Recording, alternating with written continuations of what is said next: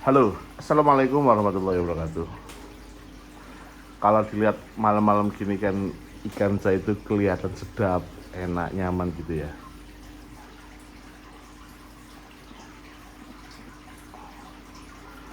Salah satu fungsi akuarium ya pas dilihat jam segini ini teman-teman. Pas lihat jam segini, kemudian di momen yang tepat mungkin kita lagi galau, mungkin kita lagi berpikir tentang hidup, mungkin kita berpikir tentang keluarga dan lain-lain. Akuarium sangat berperan penting dalam kehidupan teman-teman.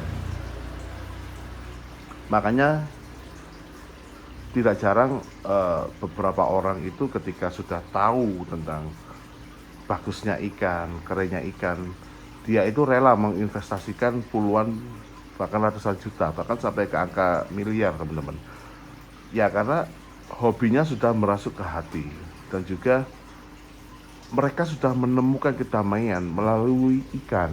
Dia sudah bisa meluangkan tingkat kesetresan dirinya melalui ikan. Gitu teman-teman.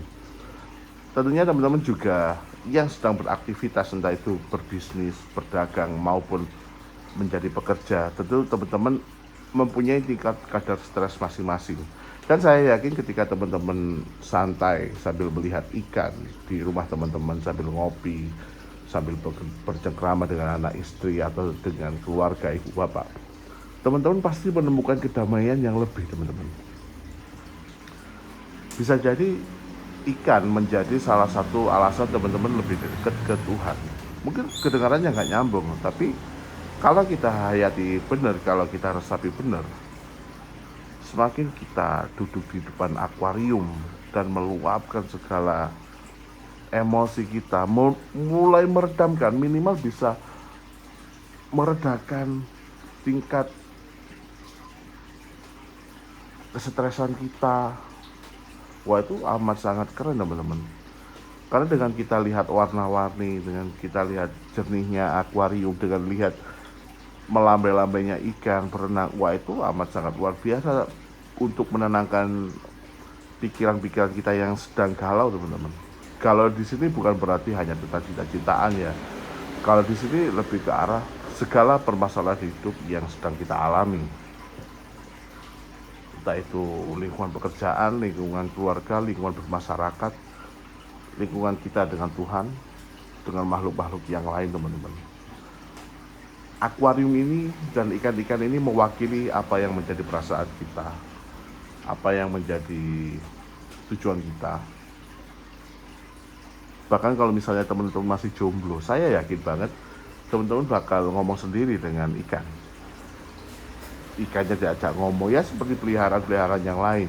Makanya nggak ayal teman-teman, banyak sekali orang-orang yang kalau kita bisa bilang ekonominya menengah ke atas, mereka rata-rata mempunyai rawatan-rawatan tertentu, entah itu kuda, entah itu kucing, anjing, ikan, karena menurut secara ilmu psikologi, hewan-hewan itu bisa mampu meredakan tingkat kesetresan kita, bahkan mampu seperti terapi teman-teman, fungsi dari hewan-hewan yang ada di sekitar kita.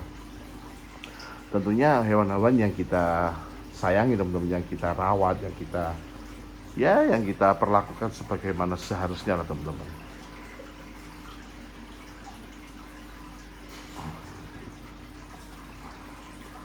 Tujuan saya buat konten tentang akuarium, tentang ikan, ya karena saya seneng dengan ikan. Meskipun awalnya dulu nggak seneng, tapi sekarang udah mulai, ya Allah enak banget di depan akuarium itu.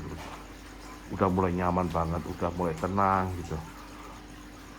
Terkadang kita itu bingung mencari ketenangan di mana. Apalagi kalau ya nggak semua orang bisa tenang dalam sholatnya teman-teman. Kadang sholat itu kita sendiri dalam keadaan bingung, bisa jadi kalau tekanan hidup lagi tinggi-tingginya. Salah satu solusinya untuk menekan itu ya kita punya akuarium. Kalau nggak gitu ya kita jalan-jalan. Tapi terkadang jalan-jalan sendiri pun kalau nggak ada budgetnya ya juga lah. Gimana ya teman-teman, kurang efektif. Makanya punya akuarium, punya kolam itu bisa untuk menenangkan diri.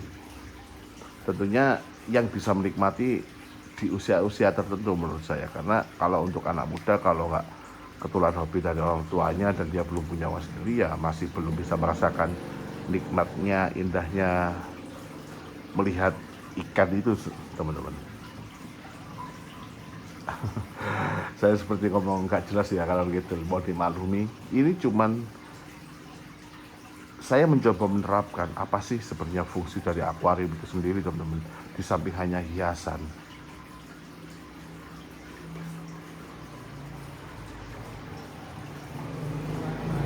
Enak gitu lihat ikan.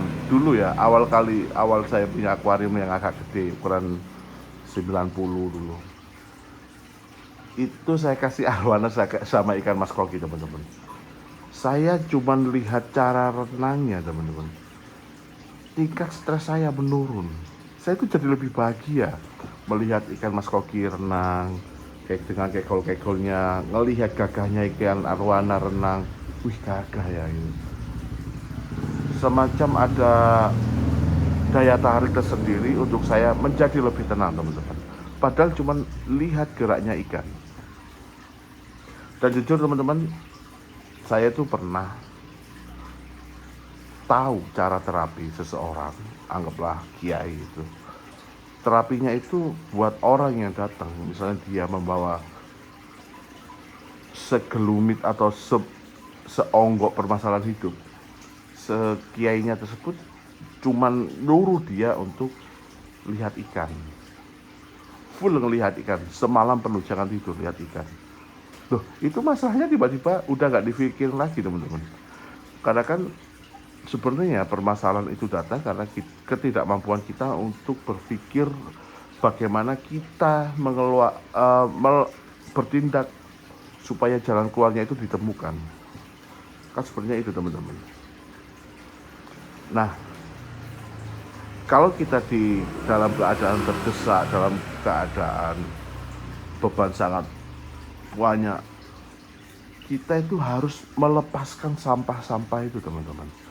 Ya, salah satu caranya ya curhat ke orang lain, atau kalau misalnya orang-orang kaya itu ke psikiater, kalau orang-orang biasa itu ke kiai, ke ustadz, dia curhat. Saya itu gini-gini, saya punya hutang gini-gini, saya punya permasalahan cinta, ibu saya gini, bapak saya gini, tetangga saya gini. Nah, tetapi kalau kita punya akuarium, kita itu bisa merenung ya. Kalau kayak video saya kemarin, kita semedi lah di depan akuarium.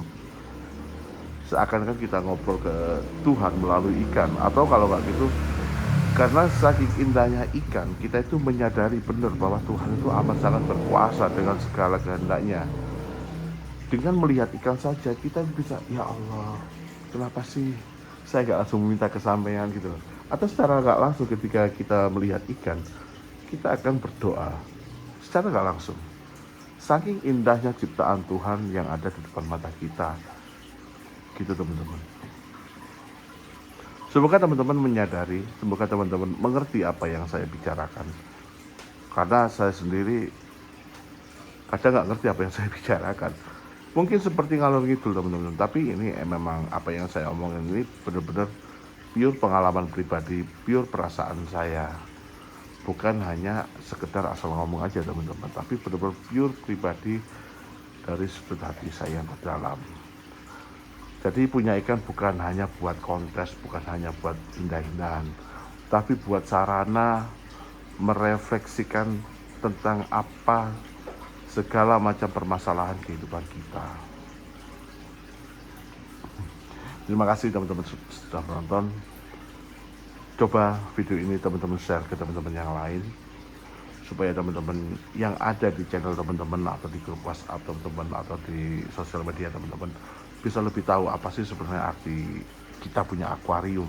Kita ngeluarin banyak uang hanya untuk ikan yang ya mungkin ikan murah, mungkin airnya ya gitu-gitu aja, mungkin filternya gitu-gitu aja, tapi ada sesuatu yang tersembunyi di baliknya, teman-teman, yaitu ketenangan ketika kita memandangnya.